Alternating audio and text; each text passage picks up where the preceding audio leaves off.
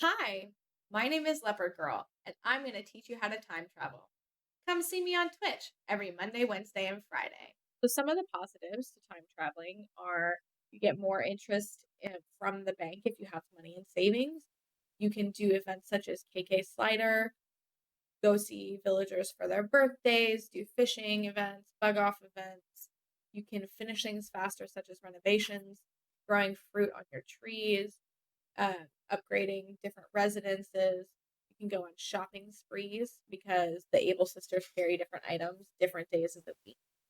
You can do seasonal sporting for like different fish or bugs that you wouldn't have typically in the month that you are in, or even in the time of day that you're in. It's really good also for early birds or night owls due to being able to travel to different times of day. So, say you only are awake at night, you can now find stuff that you would only find early in the morning or midday. And that's awesome. You can also get rid of villagers much faster. So, some of the negatives to time traveling are that you can get bedhead. It looks a little bit crazy. If you've never seen it before, your hair just looks a little bit messy and your character just kind of shakes it off. And then you can go back inside and you'll see that you have cockroaches. Some people like this, some people don't. If you don't, they're pretty easy to get rid of. I will go through that a little bit later in the video. Another negative is you get weeds everywhere. It's really not terrible if you want to just deal with it at the end of your time traveling spree. It's much easier to clean up. You also get trash turnips if you time travel, so make sure you don't have them with you. It is possible to do with turnips. It's just very, very difficult and finicky. So I always recommend against it because even if you travel back 1 hour in the same day you've been in, it will trash all of your turnips. You also will get villagers feeling a little bit neglected, asking where you've been, if you've been playing hide and seek, that sort of stuff. So those are the downsides. But let's get on to the rest of the good stuff. So let's start off with how to actually time travel. All right, so to time travel, make sure that you first exit your game, and then you're going to scroll over to your settings at the bottom. And then from there, you are going to go all the way down to the very bottom where it says system, and down again to date and time. From there, you got to make sure that your synchronized for the internet is off, and then you can change the month, date, year, hour, minute, and make sure you're in the right AM or PM, and then absolutely make sure you hit the OK, because if you don't, it will not save any of that information. Then you may log back into your game, and you should be in your time travel state. So, as part of the time traveling goodness, you can travel to go find Celeste. This is what I'm doing here, and you can just see her once a day to get a new recipe. If you go to her multiple times a day, you will only get the one recipe. So just make sure that you are on a different day every time you see her if you're wanting DIYs from her. When she is around, you will have shooting stars. Whether or not you can actually visibly see them is different, but after you speak to her, you can open up your inventory. You should have a DIY card like that one, and then you can learn it, and she gives you a new one every time. So sometimes when you're time traveling, you do get some downsides, one of them being roaches inside your house. Some people actually see this as a perk, so that's no big deal for them. But if you do not want roaches in your house, you got to run around like this. And when they are finally all purged from your house, this will happen where you will do a little happy dance and it'll say, oh, good, all the pesky cockroaches are gone. I feel so much better. So that's how you know for sure that they're all gone, because you can have, to my knowledge, up to 2 cockroaches in every room. And I've never seen more than one at a time. So you do have to go in and out of your room. So one of the perks to being able to time travel is being able to kick players when you don't want them on your island. For example, I've got Phoebe here with that little thought bubble. 9 times out of 10 when they have a thought bubble like that, it's because they want to leave your island. If you talk to them because it's somebody that you want to leave your island and they are not asking to leave, immediately exit out of the game and just try again without saving.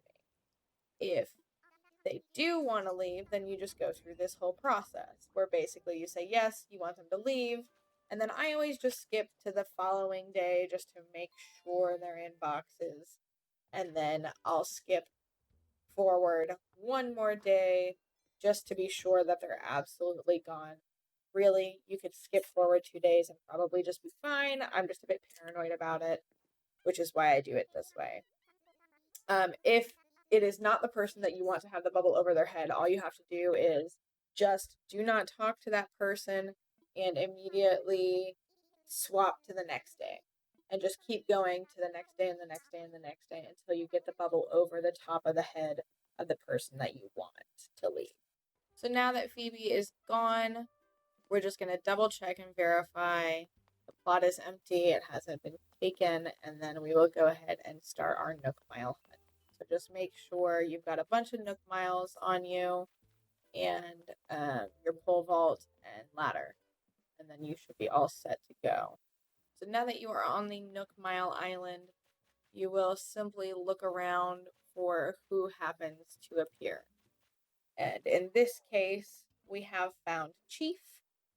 That is not somebody who I was looking for, so I'm just going to keep going and looking for who I want to have on my island. If you need any kind of resources, feel free to obviously do so at this point. Don't forget to check the beaches for any DIYs.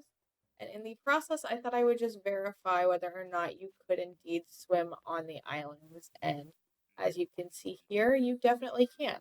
So that's kind of cool as well. So I have made it to another island and found somebody that I thought was pretty cute. I debated for a little bit on whether or not I wanted Daisy to come to my island, even though she was not somebody that I had planned. Sometimes this happens because you don't know who's out there. But she happened to mention really cool scenery on my island. So I figured I would give you a little bit of a sneak peek and some insight to how I did it. What I'm going to do is show you my view flying overhead. And if you are interested in doing something similar to this on your island, it is super simple to do. It takes a lot of time, but it's pretty easy. All you got to do is have some form of pixel art. As you can see, mine is a skull. And then you just lay it out on the ground. I used dirt to help me out with it, but you can do it however you would like. So, as you can see here, we have finally made it to an island that has somebody that I wanted to bring back. Once again, this was not a planned villager, but I really liked her, and I'd always really liked the kangaroos, so Marcy ended up being one of my endgame villagers after all. Now, in order to get somebody to come home with you and stay at your island, you do have to talk to them twice. So don't just talk to them once and then leave. They do have to for sure say they are moving to your island before they will show up in your empty spot.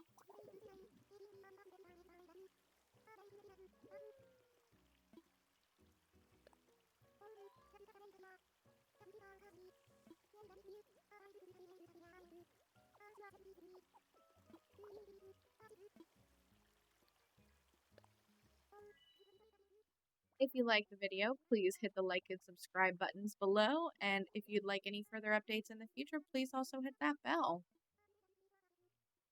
See you later, meow.